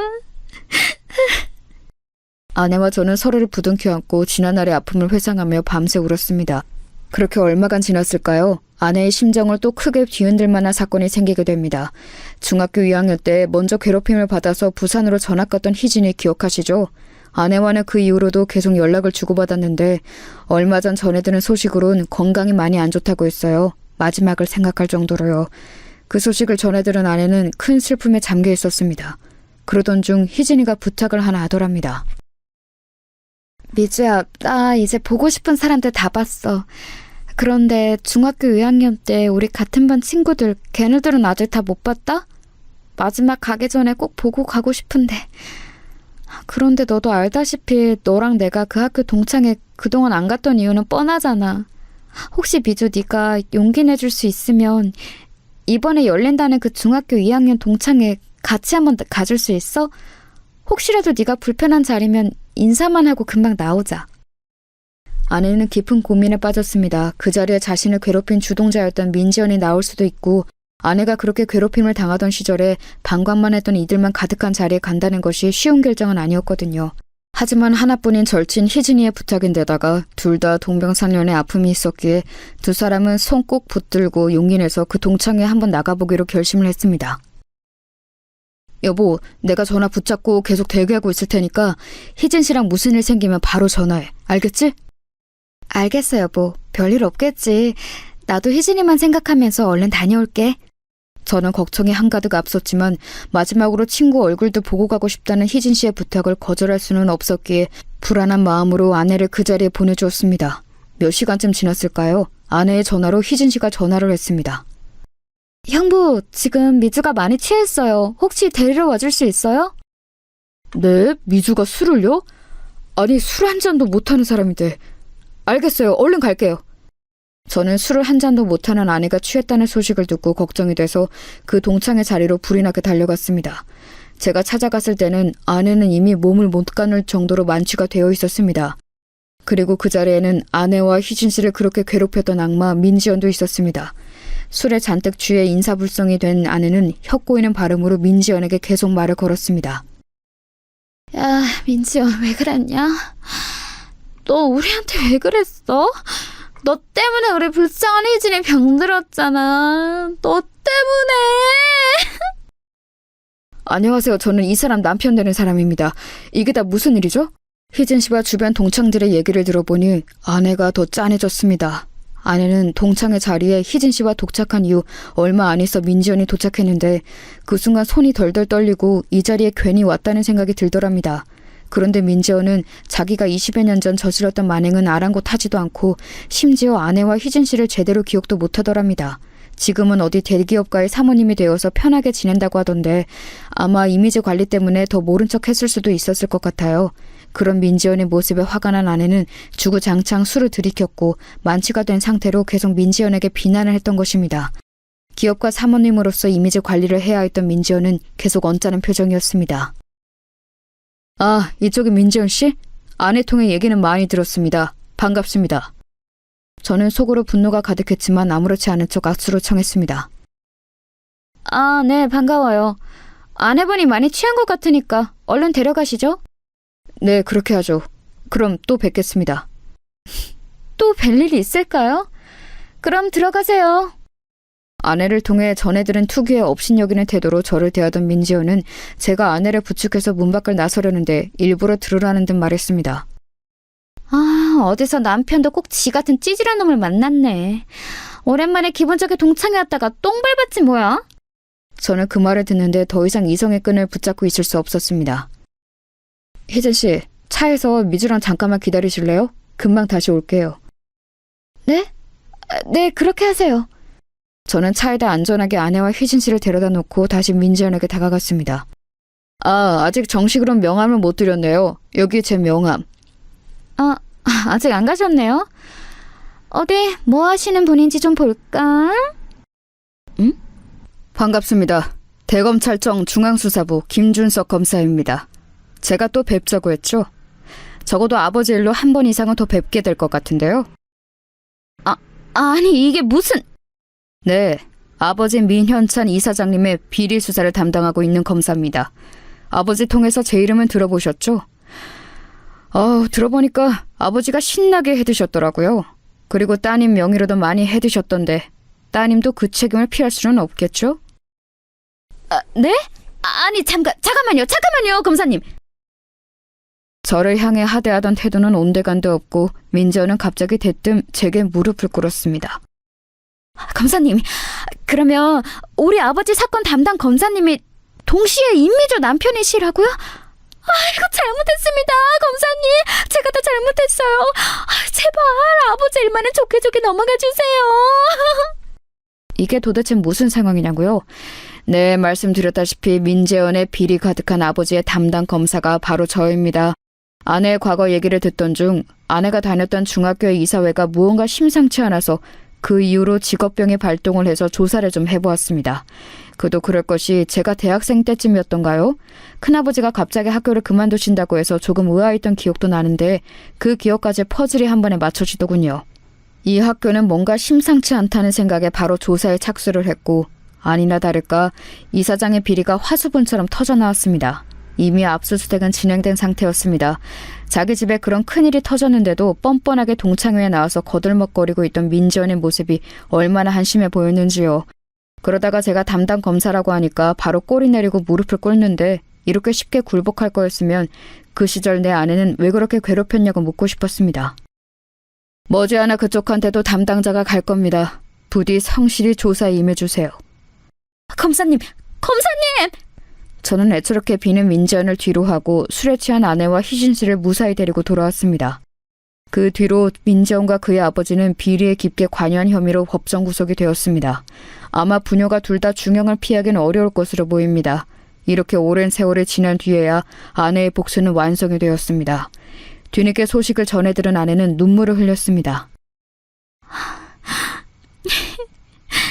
결국에 모든 게 제자리로 돌아가는구나. 고마워, 여보. 고마워. 자, 여러분 어떻게 들으셨나요? 평생 가슴에 상처를 안고 살아온 아내의 복수극에 함께 통쾌하신가요? 저도 할 수만 있다면 이번 사건으로 아내의 가슴에 쌓인 모든 상처가 다 씻겨져 내려갔으면 좋겠습니다. 이 천사 같은 사람이 이겨냈을 그 무수한 세월을 생각하면 가슴이 한없이 먹먹해지거든요. 게다가 이런 일들이 지금도 계속해서 벌어지고 있다는 점이 정말 슬플 뿐입니다. 오죽하면 더 글로리라는 드라마가 이렇게까지 흥행을 했겠어요. 그 드라마의 각본이 잘 쓰여진 덕분도 있겠지만 많은 이들이 개탄하고 공감할 만한 주제인 영향도 크다고 생각합니다. 그리고 제 아내는 그 드라마의 주인공 못지않게 정말 잘 이겨낸 사람이란 걸 믿어 의심치 않습니다. 부디 학교폭력과 왕따 문제가 대한민국에서, 아니 이 인류에서 영원히 뿌리 뽑히기만을 간절히 기도해봅니다. 제가 준비한 사연은 여기까지입니다. 모두 아내에게 남편에게 사랑한다는 말 한마디씩 더 건네는 하루 되시길 바랍니다.